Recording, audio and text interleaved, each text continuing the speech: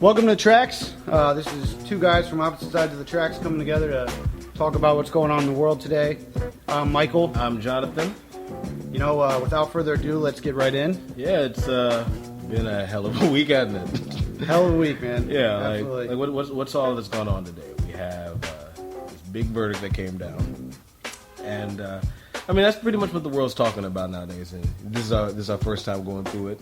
Yep. So, you know, we might as well address what's first thing on the docket.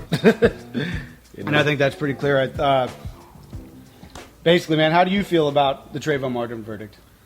Well, I mean, I feel a lot of different ways. I suppose everyone should know that of the two of us from the side of the tracks, I'm from the dark side of the tracks. I'm the brother of this conversation. So, I mean, you feel a lot of different ways when these things happen. You know, I feel hurt. I feel angry. I feel insulted. I don't feel surprised, you know. I don't think any of us feel very surprised. But, you know, it's a lot of things that go on at once. I don't know. How do you feel? I feel from my spot that, you know, personally I feel shocked. Or not shocked. I don't feel shocked. Really? I feel taken back to another, like, this is one of those moments where you kind of realize you know, from your side of the tracks, you see what's going on, and you can at least begin to accept that there's an argument about all this shit, and you're there. What is this shit? What is this shit? This shit is the race issue in this country, and the fact that, you know, there's a historic element, there's this lineage that goes so far back that has drawn and created this problem, and once you accept that. From my side, when you see this shit happen and you know that you're at this position again where it is just the whole society has a chance to take a look at this and see these elements that they're not always exposed to, and it just passes them the fuck by. Okay, here's a question that I would ask, and this is, I think, a question everyone needs to ask themselves. What do you personally believe happened that night? Based on what you know of the case, something happened that night. What do you think happened? I think that for whatever reason that he deemed it acceptable, George Zimmerman followed Trayvon Martin. They got to a point where there was a confrontation, and whatever the confrontation was, someone started. No, why are you skipping parts, man? What do you mean?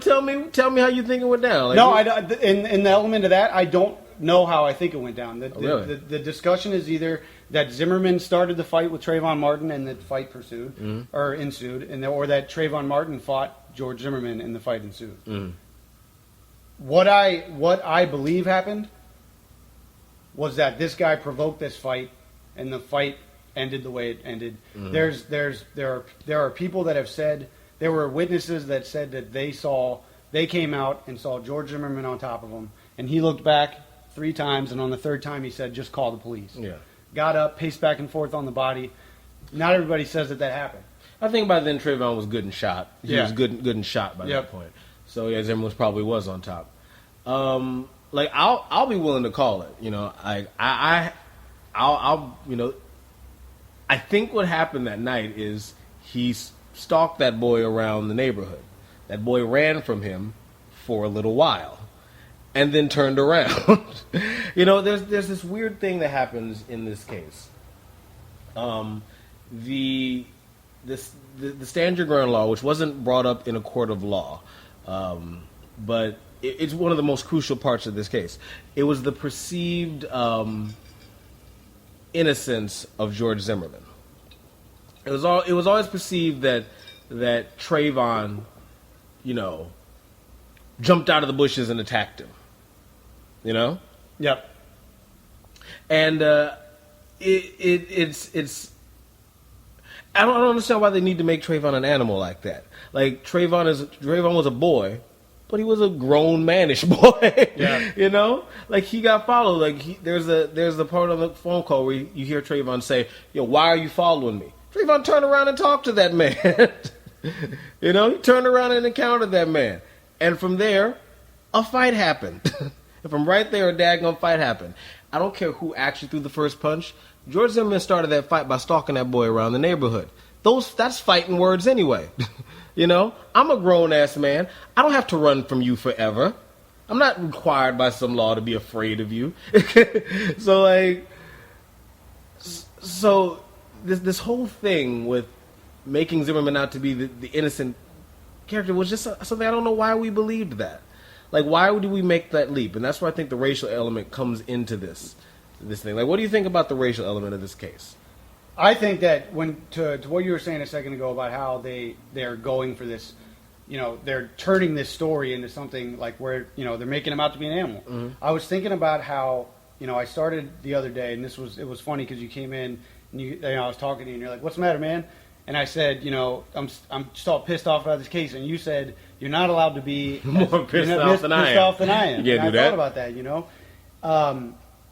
To me, the same thing happens when, regardless of whatever the fuck happened, even if it comes down to this confrontation, the fact that he was maybe had the upper hand and was quote unquote slamming Zimmerman's head in the ground is being used by people to say why it was okay that he killed this kid. And you're like, do you realize that you're arguing that shooting someone to death is acceptable for someone that has the upper hand? You can say stand your ground to one, but you're saying that it was okay because the other guy was standing his ground. What layers are we writing to this to make it sound like it's okay to say this?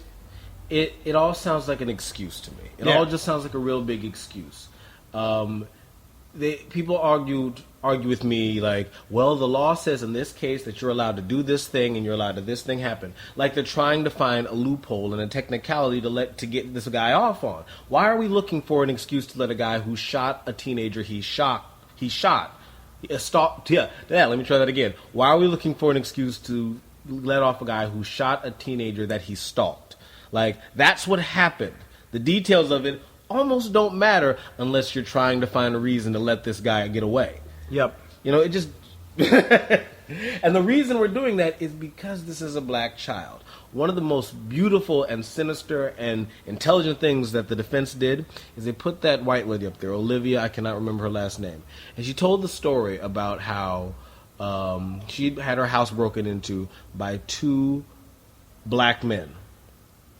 And George Zimmerman was moved by that, and he was out there, protecting that from happening, keeping young black men from just keeping that from happening.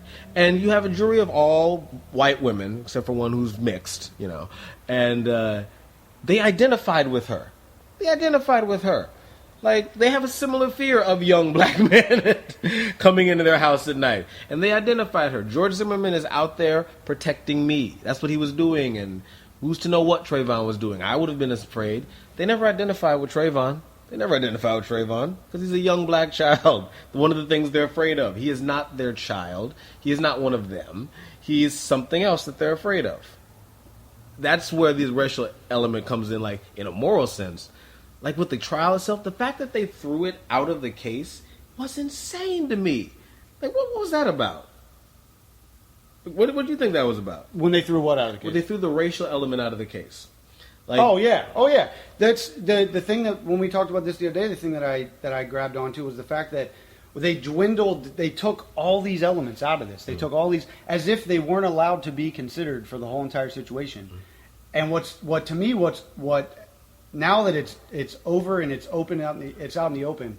What's crazy is to hear how quickly people will throw those same things. They don't. There's no need to discuss race in this. There's no need to.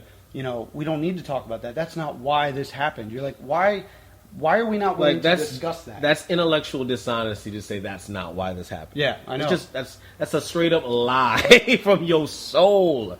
That's why this happened. Yeah. Like, so many things were wrong with taking that element out of the course. It's like, we're going to try what happened, but not why it happened. We're going to shrink this down to the one instance where we can find a way that Trayvon was at fault for his own death. And that's when he was winning the fight that the other man with the gun started. That's when Zimmerman was defending himself. And And then you pull out he was training mixed martial arts, and I mean, that was the prosecution trying to find some way to counteract that. But one thing I want to go back to saying with the young black men thing, we tried. That was spent a lot of time up being talked about during the trial. Her and that was basically her whole testimony, talking about those other two black guys who, last I checked, had nothing to do with the shooting that night. Absolutely nothing to do with it. But the actions of young black men are interchangeable. They're completely interchangeable. And that's a weird thing to have to deal with. Because a couple young black guys did something, all black guys do something. When something happens to a black person on the national scale, gets talked about by a black person on the national scale, it becomes what we think of all black people. And that's one of the big elements of why this happened. That's one of the big elements of this trial. Remember when the case came out in 2012? Remember what the stories were? Neighbors said they heard a boy screaming. They heard a young child yelling, "Help, help." And that was the official story around when it came out. For some reason, that changed to Zimmerman screaming, with no proof of anything. No proof to change what we thought at the beginning. We just decided, it was Zimmerman. Why were we willing to make that leap? Why are we? This is where it comes in the juror's mind. We're willing to make every concession to make Zimmerman appear more innocent, and every concession to make Trayvon appear more dangerous. We got to make some leaps somewhere. We made all of them for Zimmerman, and none of them for Trayvon. We believe that Trayvon is a tattooed, aggressive thug who smokes marijuana and fights with no reason to do so. No reason to do so. Where does that come from? From a white perspective in this discussion. If y'all didn't know, he's the white person in this conversation. The other side of the tracks. There it is. I kind of spoke about this last night. I don't think this is so fucking ingrained that why it happened, I think, is obvious. You look through history and you realize how this all fucking happened. We haven't fixed anything. No. We haven't got, it possibly has gotten much worse. We have a situation that's been constructed over time and has hit this point where it's bolted into some people's heads, and it's frightening. Yeah. That's the thing with me is, as we talked yesterday, I have no way of ever living my life for a split second knowing what it would be like to have my son in a position like that. So I can't act like I do. Zimmerman's daddy does. Exactly. One of the smartest things I heard is this young man on Facebook wrote a post, open letter to Zimmerman saying, by killing a black man, you have now inherited all his problems. Everyone's going to be looking at you over their shoulder. You're going to look over your shoulder and thinking someone's going to knock you out for what you did just because of the way you look and the person you happen to be. That's what it's going to be like. Zimmerman going to know what it's like to be a nigga for a second. I found that very poetic. Does not satisfy my desire for justice, but it's a nice touch. That ain't all bad. I do have a question. There's that weird dichotomy where when something happens to a black person on a national stage, it's what we think about all black people. Trayvon was represented, our idea of Trayvon, at least in the trial, was not represented by his mother or his father. It was mostly by his girlfriend. Not his girlfriend. It was the female that she was, the girl that he was talking to on the phone that night. We just made that jump because we need a narrative. The girl that was his friend that was on the phone, her name was Rachel. She also went by Diamond. And they were very comfortable calling her stupid on every national airwave. Very comfortable doing that. The prosecution was very comfortable saying that in their closing arguments. Yeah, she's uneducated. Yeah, she can barely talk. Yeah, she's kind of dumb. But was she telling the truth? Oh, thanks. Thanks for that compliment. I'm a truthful idiot. So that was a very, and we have to pay for the sins of other black men. Trayvon was profiled because some other black guys had done something. This would not have happened if it had been a white guy. White people are not responsible for the actions of other white people. And a question I have is, why is that? Is there a loyalty that white people feel towards each other? Is there a real loyalty there? Or is there not one? Which allows you to distance yourself like that. Because sometimes I think there is a loyalty with the things like white privileges and I the think things that get past each other. There's a loyalty there, but y'all can cut each other loose real quick. If Zimmerman had gone to jail, it would have been like, oh, that's one crazy racist, Hispanic-looking kind of white guy, you know? Like, that And then you look at a situation like a Timothy McVeigh where he blows up the side of an Oklahoma City bombing, and when he does that, it's what's wrong, what happened, what's wrong with him. We try to figure out what it was that wasn't normal white life about him that made him go outside of the frame. Yeah. But then it's the opposite with Trayvon's not having done anything. We bring up statistics about black men being in jail. We bring up his personal record.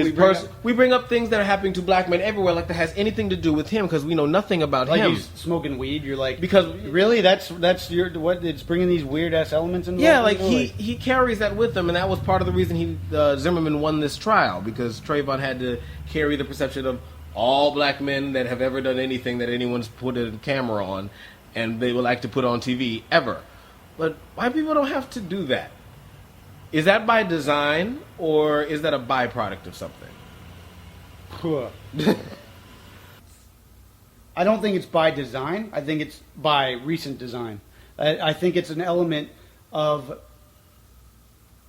it's like we don't, as I said before, we don't get shown the things on an edge. Like, we don't go to school and learn that this is actually how it went. We learn that this is how it went, and we get that picture growing up. And like, as I said, I had to make myself go do these things because they weren't something that I was presented with on a daily basis.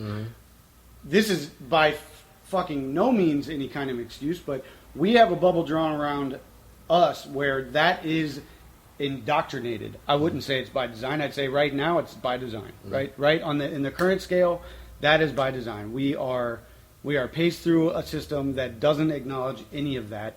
Then we're given more shit on TV that either takes these images and they create. There's a picture created for white America that you have to unlearn as a white American. I guess it's is that it's the assumed goodness, just like you assume a black person is guilty of something, you assume a white person is innocent. I wouldn't. I guess I feel like I've removed myself from that because I can't say what I mean. Because my response is not to. I'm at the other end of things where now I go down. I work in the Loop, and I see the J.P. Morgan guy that got the $2 million bonus when the economy was like. I see the side of guys that are trying to go up in there and get in the stock exchange and play the nasty lottery and come out with all the fucking money and control things. Yeah. And I'm in the mix of white America down in the Loop in Chicago. So, and it's important to say when a black person says, and I don't think we've ever articulated this. I'm just trying to do it right now. When black person says white people did this, I think what we mean is like the 1,000 people that happen to run this country that also happen to be white. We mean them. When we say white people in an active sense, like they're doing something, they're conspiring to do something, we mean them, not really you. When we speak of you in like a passive sense, like you didn't get something or might be a little ignorant, that means we're talking about you. And that's 100%. That's totally fair. That's because there is so much of that. That will help this whole conversation. I that's a little 100%. That's a little black person shorthand for you. I think those white people did this. Like, it wasn't me. I know it wasn't you. No. It was that dude in the suit. But as you point out, what's fucked up is that flips, and that rule doesn't apply to black people. No. Not even close. Nah. Not even close. Nah. Because when judgment is passed these days, or when, like, what's going on right now, what's crazy to me, as you pointed out, is that the recovery for white America is to find out why it was okay, to come up with the reason why it was okay that this guy did this. Now it's just part of the news, whatever, and it's passed off. Whereas you were talking about when you were talking to me about why this is relevant, it's because this trickles down from this case onto these fucking horrible stereotypes and all these things that are just created. and this side of the aisle is all doing it. Like, it's a matter of, like, you have the population at large thinking this fucked up stuff, and you know, and it's one of those things where I know white people don't want to hear about it anymore. It was very ugly to have that trial up on TV. It was not fun for anybody to watch that, and all you guys want is for it to go away. I know, I really know. But once it goes away, and it's going away in like a week, as soon as Obama says something else fucking stupid, about gun control, it's like that's how we'll honor him. Yeah, like, whatever. What the fuck ever. I mean, it'll all go away. But the thing is, the reason we won't stop talking about it, or at least seem to really care, is because it actually affects us. It really does. Like, my grandma has been weepy for the last 3 days because she has a son. Not a friend, not an acquaintance, not a guy she lives with, not some people that work with her, not some people that went to their son's school. She has sons and daughters who this can happen to, and it does happen to us. We get evidence that we are not safe and we are not favored by the police system. We know that. Yeah. We get evidence that we are not safe and favored in our own neighborhoods. And I have a thing I want to say about black on black crime in a second, but that's what we're gonna do. And now we're getting in a message that we're not safe when places we don't belong, places where it's viewed that we don't belong. We can get jacked up. It doesn't happen to you. It will not happen to you. No one's gonna beat you up for being a place you don't belong that you actually want to be in. You might get jacked in the ghetto, but do you really want to be in the ghetto? No. You probably weren't there. You weren't really there to be chilling.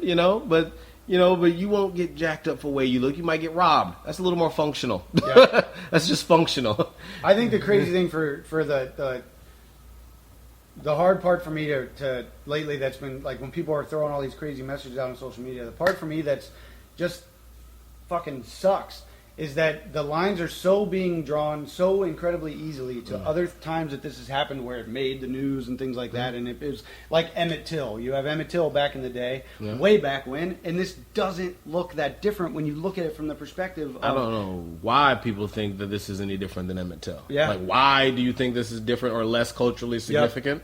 Like, Yep. Like, And if the only black leader we had that had any name recognition didn't wear a perm and work on MSNBC, like, it was something would be getting done about this on a national level, but we don't have that right now. Yeah. This is big. This is big. There's something I want to say about black on black crime, because that gets thrown in my face a lot. Why don't we talk about black on black crime? I want to say black on black crime is bad. It's a very bad thing. 94% of black men are killed by other black men. But also note that 86% of white men are killed by other white men. Generally speaking, you kill who you live around. Black people tend to live with black people. White people tend to live with white people. You overwhelmingly kill the people you live around. That's why there's so much black on black crime. The question is, why is there so much crime? There's so much crime because the places black people live are desperate, poverty-stricken, crime-infested areas with no opportunities other than the drug and illegal gangs. If that's where white people lived, then there'd be a white-on-white crime issue. So just chill with the black-on-black crime. I know we kill each other a lot. We kill each other because that's who we live around. But see, here we go. And this is that when these other discussions, this is the other part that when you see people talking about this, it's like, don't act like you care about black on black crime now. You're just using this to shut up the Trayvon conversation. Oh, don't play me. You mean me? No, I mean like people. Yeah, no, people do that. Like, what about the black on black crime? Yeah. You didn't care about that last week either. What I see it as, and when you ask the question about, is this by design? What I see people doing is saying, look, you want to talk about race, but it's like a defense. Yeah. Like, all of a sudden it's like, you're not putting this on us. What about you killing each other? Is what I like. Yeah. I see it as just like, listen to why are we not talking about, why is this not a discussion on how we would get to the bottom of the fact that people are dying at such, but it becomes this talk about whose fault, like it's their fault. Maybe if they would just get a broom and clean up the ghetto, you're like, Do you know what the fuck a ghetto is? Like, do you know how this works? Do you know how this got there? Are you willing to talk about anything besides the last 10 years? This has been a problem for a long fucking time. And when I was talking the thing about parallels, that's what's been getting me lately is that, like that guy I showed you, I forget his name already, but the guy that was talking on the talk show about this, like, how do you expect me to believe this? Yeah. That video, they could clean it up and put it on YouTube, and people would think it came out the other day. Yeah, we should put that. We'll put that in the show. Absolutely. Put that and in the show this notes. is the audio clip we're talking about. Yeah. So. I don't know what most white people in this country feel, but I can only include what they feel from the state of their institutions. I don't know if white Christians hate Negroes or not, but I know that we have a Christian church which is white and a Christian church which is black. I know, as Malcolm X once put it, that the most segregated hour in American life is high noon on Sunday. That says a great deal for me about a Christian nation. It means that I can't afford to trust most white Christians and certainly cannot trust the Christian church. I don't know whether the labor unions and their bosses really hate me. That doesn't matter, but I know I'm not in their unions. I don't know if the real estate lobby has anything against black people, but I know the real estate lobbies keep me in the ghetto. I don't know if the Board of Education hates black people, but I know the textbooks I give my children to read and the schools that we have to go to. Now, this is the evidence. You want me to make an act of faith, risking myself, my wife, my woman, my sister, my children, on some idealism which you assure me exists in America, which I have never seen. So no, that's it. I mean that video of that guy in probably the mid to early '60s saying what he was saying. You have this, 70 years of time, or I'm sorry, 50 years of time, and then this happens, and you can take that video word for word, plug it into now, add more shit to it, and it's exactly the same. Like, how do people? The fact that people can't see that this has been a created problem for much longer than you were alive. I mean, that discussion is not happening. Because those things are happening because then there's an obligation to do something about it. Like, if you admit you admit that as a society you have completely wronged a group of people, then you are required to make restitution for that. And what does that mean? Like, what does that actually mean? It's easier just to take them out. And that's when I say the white people, the 1,000 white people that run this country. Yep. You don't want to take me out. You bear me no ill will. Not you. Drink from my bar. Come on. You don't give a damn. Let's be roommates. Yeah, let's make a podcast. Most white people are cool, or at least harmlessly ignorant of what's going on at worst. But the people that really pull the strings of this country have a vested interest in getting rid of black people to some kind of economic, social extent. There's benefits of squeezing us dry. There's benefits of getting keeping us in the condition we're in. But I guess that's a conversation for another time. This all has nothing to do with Trayvon, which is sad because the Trayvon case was gonna. This is as simply put as I see it. This is why we need to have this discussion needs to be had. Is because the fact that some people can sweep this death of a child under the rug, and some people it is affecting their daily life. We have to talk about where the fuck this and like you said, I think that's the craziest part is that we are in this situation where, and that's the other conversation too, is we're in this situation where the tiniest portion of humanity is pulling the strings on the whole entire fucking planet.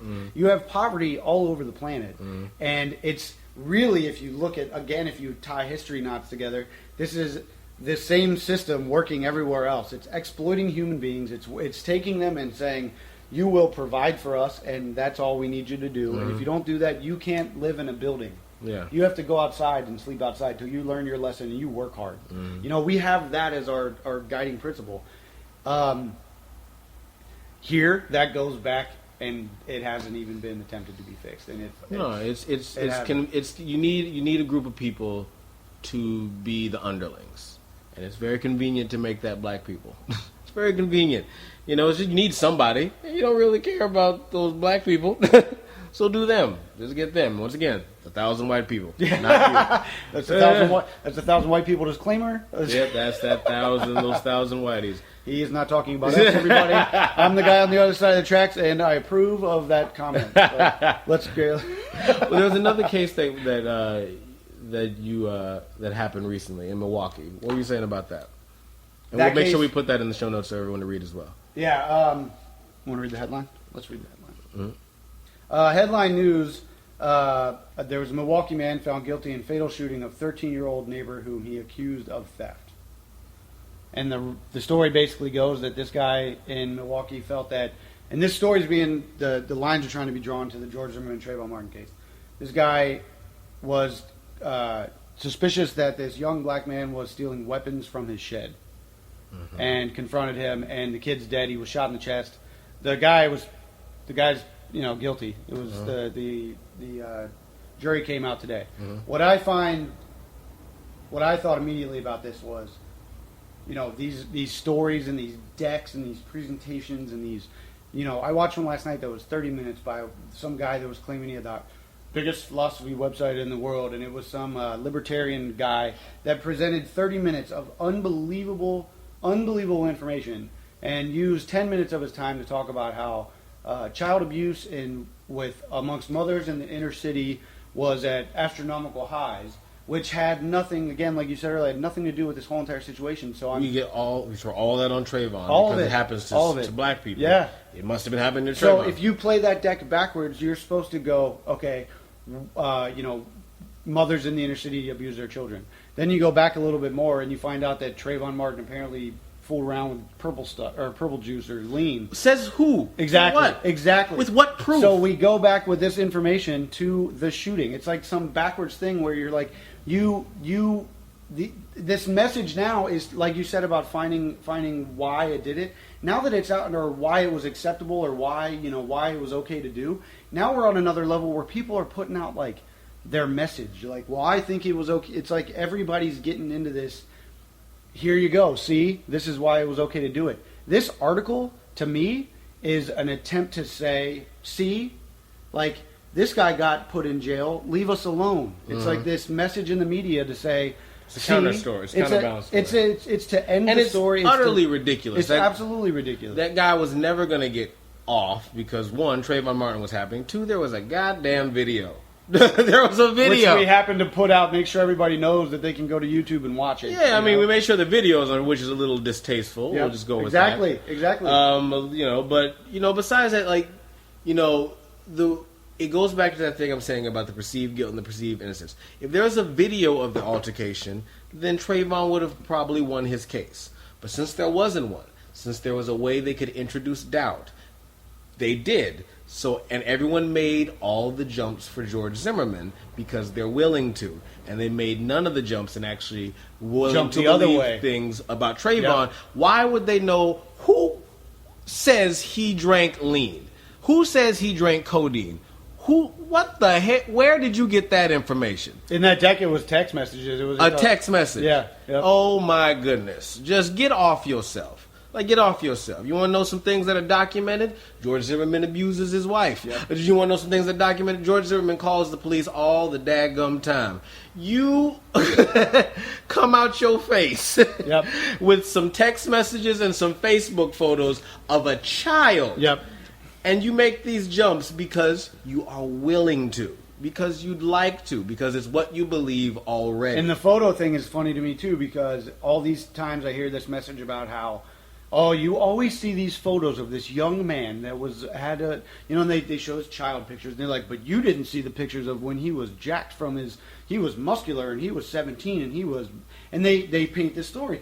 Every fucking time you turn on the evening news and a child of some young age or some teenager is killed, the family sends in photos, and the photos go up on the news. Oh, sweet but little- we're allowed to use the news to say that you didn't see the right photos. You didn't see the ones where he was mean. I mean, you don't do that unless it's a Exactly. black kid. Like Exactly. all those, Yep. all you see those, and I guess I'm gonna Fuck it.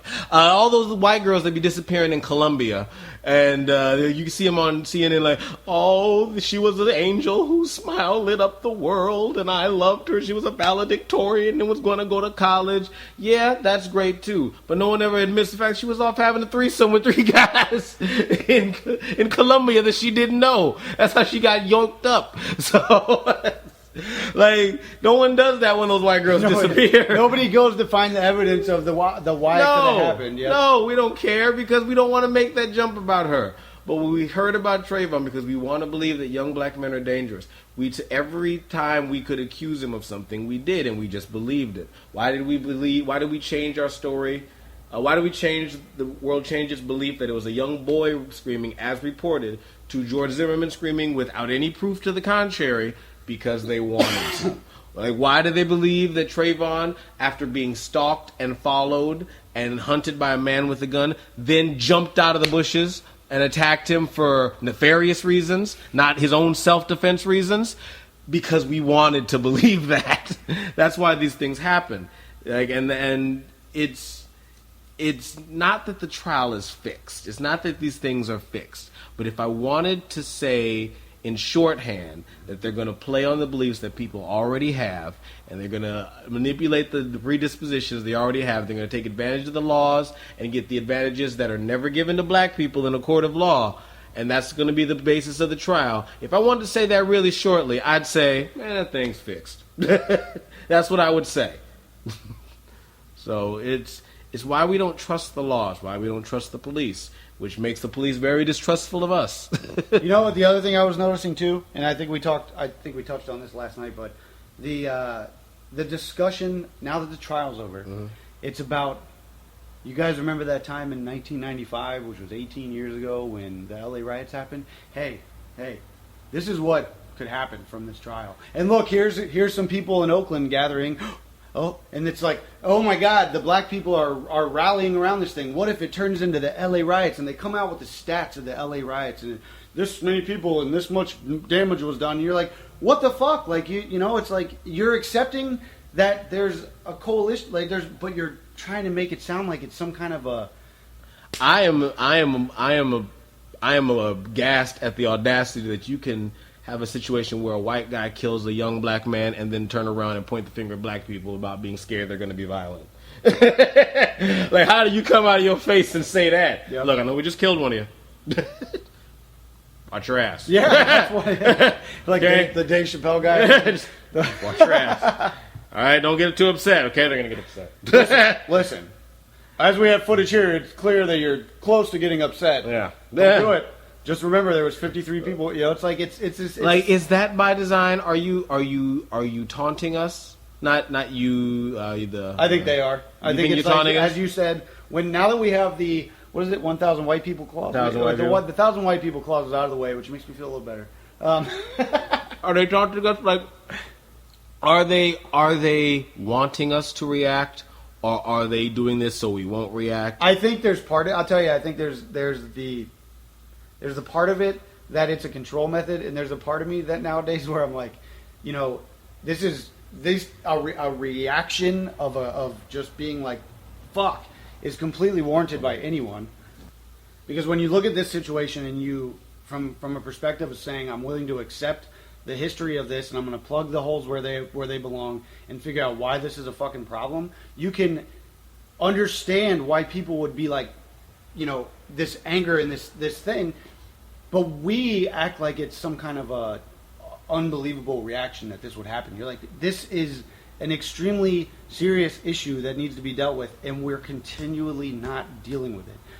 My thing is, instead of seeing it as something that needs to be dealt with because it continues to happen on the matter that when this shit goes crazy, human beings are being mad about it and saying this is bullshit. Now, instead of us accepting it and saying we need to see what they're talking about, we just respond to it with this like arms up, like, hey, like you said, like, hey, don't do that. You're like, listen, like this is why this happens. Now, to your credit, to their credit, they got their wish. There was a violent protest in Oakland, of course, in Oakland, Cali. 9 arrested and 1 injured. So we'll put that up on the show notes. This is according to the Washington Post. Yep. Los Angeles.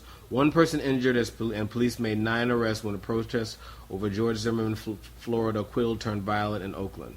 Now, I don't trust the news very much at all, so we don't know what that means. And it is Oakland. We know how police brutality goes down there. So, and here's the thing. And here's another thing. Like, this is the evidence of things like Rodney King. Like, you see how I talked about the police there? Like, how it's like, like how I can assume some kind of unfair treatment because I've seen it happen to my people before. Like, and that's how we're going to have to start feeling about being in neighborhoods we can't go into. I think one of the craziest things I heard on TV was them talking to me. These white people standing on TV talking to me, telling me that I should teach myself and my child how to not get shot walking around in places I don't belong. Telling me I need to teach my children how to avoid getting in trouble with the white people that I might find myself around. How dare you? How dare you suggest that's something I should say to my kid?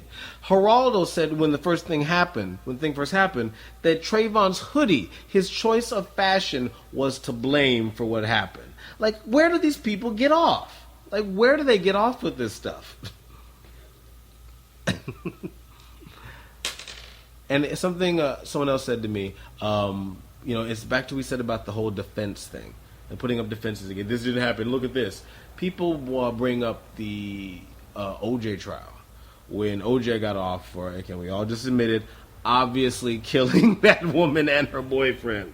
They're like, well, when it happened with OJ, y'all were really happy, and like, so now what happens here, we're even. And that's okay. All right, fine. But that's a really dangerous game. If you want to play tit for tat with us, you got us, we got you. Because I think we are back owed some stuff. Yeah. So you want to play that game, player? Is that where you want to go with this? I don't play that game. I try not to play that game. You want to play the my team won, your team won, and all I feel like we should probably sit down and talk about this shit. And white people are going to get fucked up. Like, it's not going to be like hey, down to number 2, sir, as Louis C.K. said. We're going to get held down and fucked in the ass for this one. Like, this is going to be. It is. I told you this that day about we were talking about how I thought it'd be fun to get killed in the alien invasion, and you said y'all have entirely too much time on your hands and must be bored because y'all like to invent ways to kill yourself. I want to die. I want to die this way. I almost died a couple ways. Like, I've considered it. It's like, how about I don't want to die at all? Yep. Like, how would I want to go? Alien invasion. This shit sucked. That was a rough day. I don't want to experience it again. Let's move. Let's not talk about how to die. Yeah. And as you said, like we're like skydiving and wing like skydiving. You're better insured than us as well. That helps a great fucking deal. Yeah, I could skydive right now and have like a $800 copay or something. Oh my goodness! I don't even know what a copay is. I don't want to sound like an ignorant brother here, but I don't even know what a copay is. That's how far away I am from insurance. Oh man! Good God! Yeah, I think that So what's happening with the Hyperloop? The Hyperloop, man. Yeah, I'm stoked about that. The Hyperloop. What's going on with the Hyperloop? So the Hyperloop. My man comes to me telling me, like, look, man, the Hyperloop. It's all about the Hyperloop. You got to look up this stuff. It's going to change your life. It's going to be some big shit if it's done right. Because the situation is this. About 5 years ago, I saw this documentary. Some dude put it together on YouTube, like one of those things called Zeitgeist, and it talked about the place we're in now, and even how this stuff that we're talking about before should be no surprise because we're basically all like there's this control game being played, and then from there this, that, or the other, and how we break out of it because it'll destroy us, like oil consumption and banking and all this kind of crazy shit, all that crap. Kim Kardashian. Oh God! At the end, they talk about the possible world of the future, and it's a bunch of crazy shit that you'll never see because we'll figure out some technology to not have to do that kind of stuff.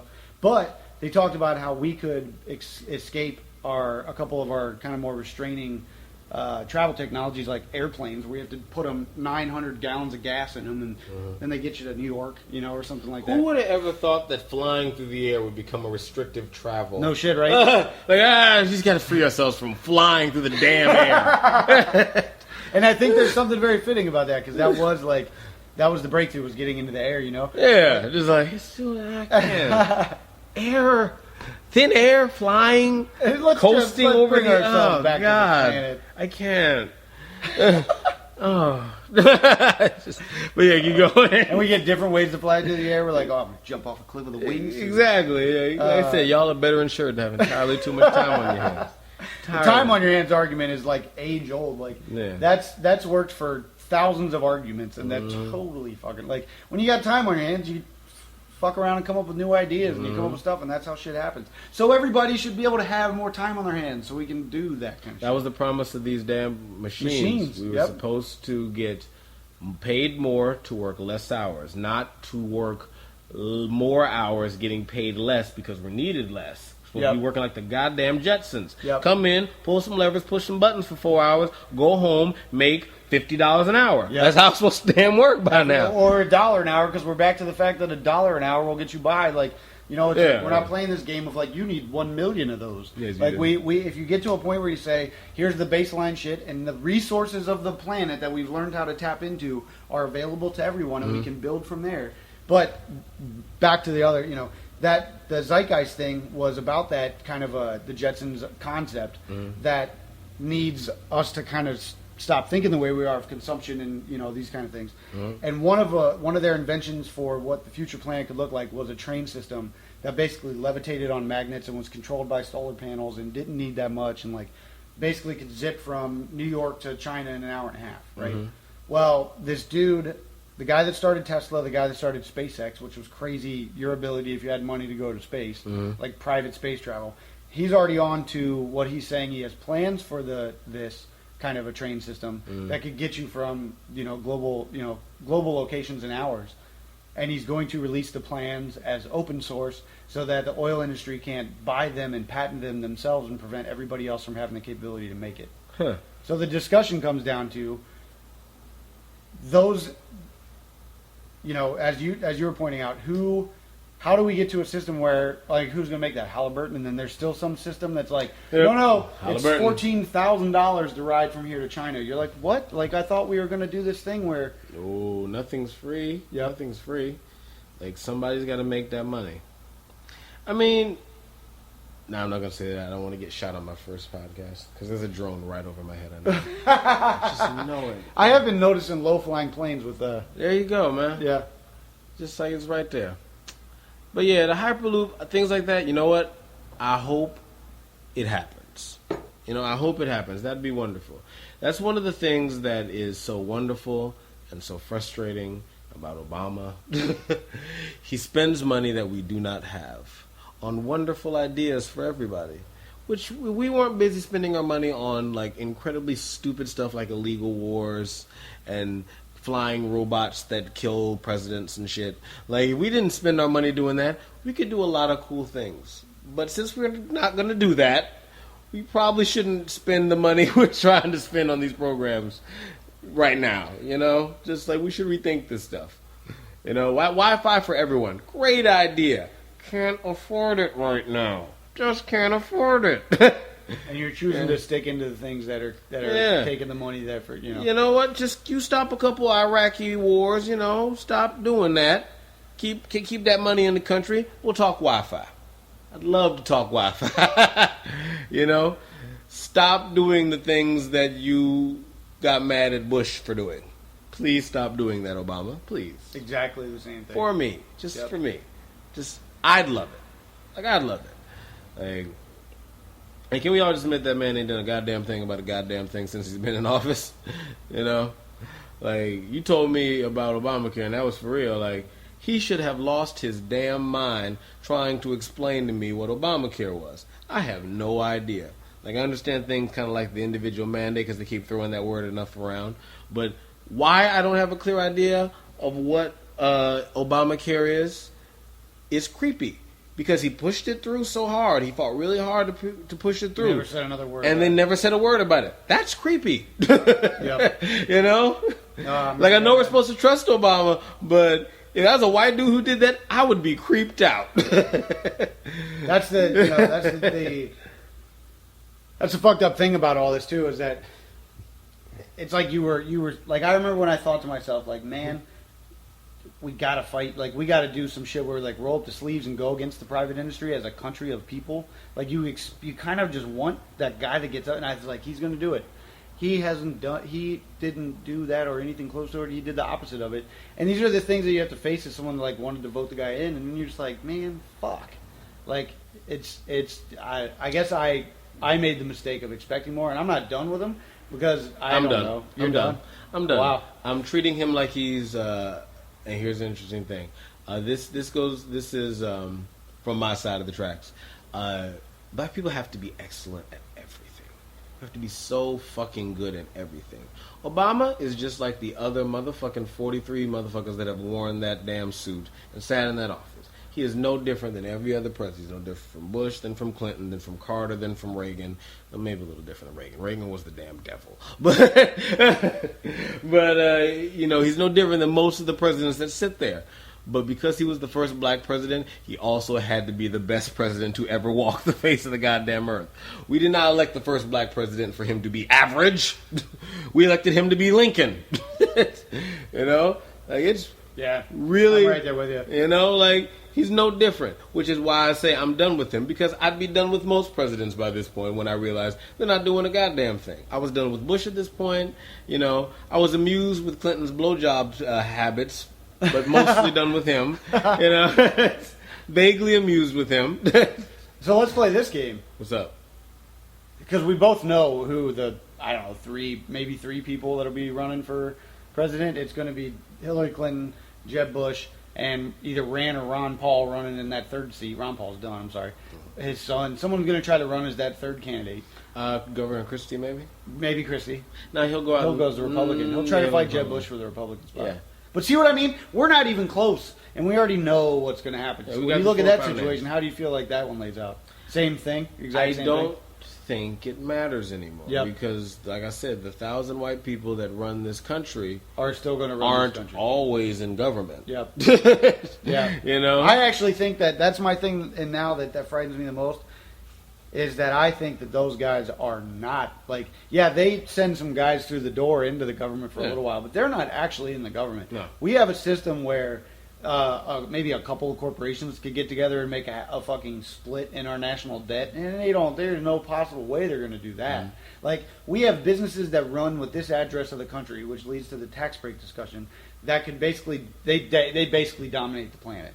They have business ventures in every planet or in every country. They have reasons to care about every country. You know, they have people that they can exploit in every country. It's not even like, I feel like the next stage of this, and not to remove responsibility, but to add more responsibility, is the United States borders basically disappear. This is an empire of people that are not governments. This is an empire of businesses, and these businesses now control those old borders, and they're not going to deplete the borders because they don't have to. No. Like, they can have the diamond wars in Africa, and no one gives a fuck. They can exploit people for $3 shoes that no one has to give a fuck. They can come over here and take the tax breaks, and no one gives a fuck. Apple stole, I'm going to use that word again, stole $9.2 billion out of our economy over the last 3 years in little tax loopholes and little side dealings, taking it offshore. It's $9.2 billion. You can look it up on the Guardian website. $9.2 billion. The amount of money that went out of the sequester this year that they had to take back in taxes. Just rang the country crazy. And everybody's the sequester and 10 million? 10 billion. 10 billion. And that sequester money is real. It went away from my grandmother's Social Security. It went away from, like, the food stamps. It went away from those services that those black people that we don't care about use. That money went away. Like, we felt it. Like, maybe the bankers didn't. Maybe most of, in the past, since white America didn't feel it. But we felt that sequester. Like, if my grandma was living on just her Social Security income, she would be homeless right now. That money went when that sequester money happened. Apple took that money out of this country. Apple.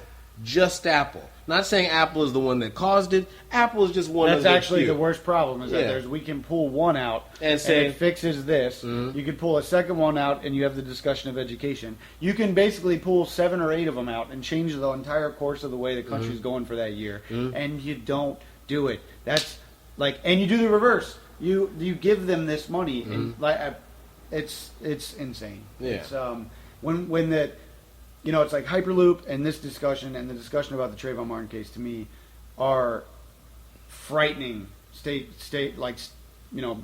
talks about where we are right now. I feel like we have an extremely horrible situation of not caring about entire segments of our entire society. We have a problem where the people that are making that decision also even have the mindset of the people that are lightly in charge, the ones in the middle that don't actually feel this way, but they'll think this way because it makes the system work. And then it's the things that you guys think are fantasies are already happening to brown people around you. The Boston shooting was one of the scariest things I've ever heard about in my life. The Boston bombings. Not because of the bombings themselves, but because they locked down Boston and went in people's houses looking for this guy. That did not mean they went into Mr. Smith's house. They did not go into Mr. Johnson's house. They went into Mr. Abdul's house. They went into Mr. Martinez's house. They went to Mr. Muhammad's house and fucked that place up looking for whoever was in there. Like, they can do that. They do that. They've done it before. And because it doesn't happen to the white people of this country, they think it's just not happening. They think it's, some impossibility. Nah, son. Nah, son, it's happening. But, I don't know. What do you do with that? Because you just won't... People are ultimately reactionary. You don't believe something that's going to happen. We're not going to believe there's global warming until our car floats down the street.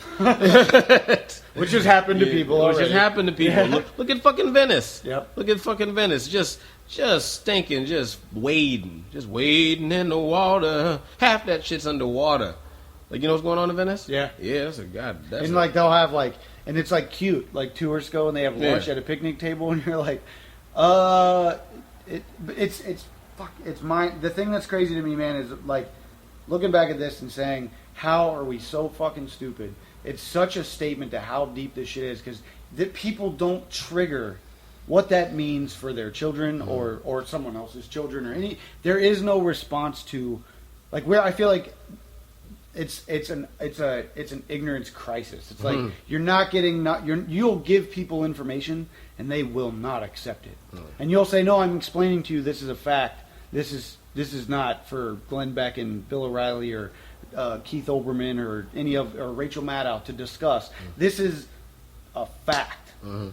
Same thing with what we're talking about the Trayvon Martin. These things happened, and they have an effect on this. This science is why this is happening. This explanation of why the bankers are allowed to have $1 billion bonuses and $1 million bonuses is reality, and it's sitting on us all fucking day, and most of society just ignores it or tries to play into the other side of the story. Well, no, global warming is just a result of, it's our time for an ice age. Or, no, the things I've always said about Trayvon Martin. No, he fits the bill. We go into these things to just, I don't know. It's insane to me. The information is presented to you, and we ignore it. That's what we want to believe, my brother. Well, Denial, then, huh? Ain't just a river in Africa. Yeah. Tonight's episode of The Tracks was brought to you by the word denial. We should probably end it there, my brother. Yeah, man. Send them home happy. Well, that was tonight's Tracks. We'll be back next week. Thanks for listening. Good night.